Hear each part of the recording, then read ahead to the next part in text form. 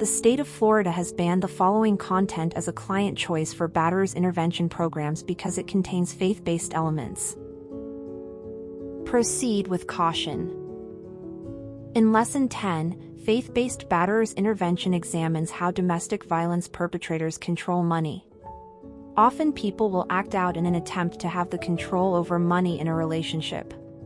Signs of this form of abuse are preventing the other person from having a job, requiring the other person in the relationship to ask for money, giving the other person an allowance, taking money away from the other person, not allowing the other person access to finances, or even keeping them from knowing about the finances.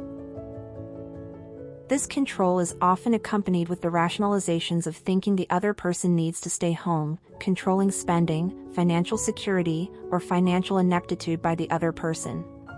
In truth, you are treating the other person as a child or your employee. Adult relationships do not function properly when one person treats another person this way. There is a better way of approaching money and finances. In 1 Timothy chapter 6 verse 10, we are told, "For the love of money is the root of all evil, which while some coveted after, they have erred from the faith, and pierced themselves through with many sorrows." Money, in and of itself, is not evil. The love of money is the root of all evil.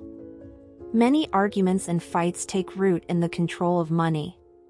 Friendships have ended, families have been broken, and people have resorted to doing horrible things, all for the love of money. In 1 Timothy chapter 5 verse 8, we find, "But if any provide not for his own, and specially for those of his own house, he hath denied the faith, and is worse than an infidel."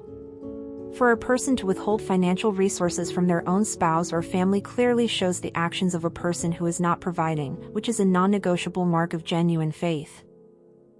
During group discussions, clients are introduced to the adapted economic abuse wheel. Participants are to honestly reflect on their own behaviors regarding money and finances.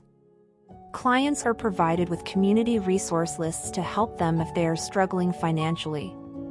They are also provided with free budgeting resources that can help them overcome the need to control finances in an abusive manner. If you or someone you know is suffering from domestic violence, there is help available. Stay safe and get help today by visiting the website thehotline.org or domesticshelters.org, call 800-799-7233, or text the word BEGIN to 88788. Start your journey to safety and healing today. We encourage our Florida legislators to end the ban of faith-based batterers intervention programs as a client choice.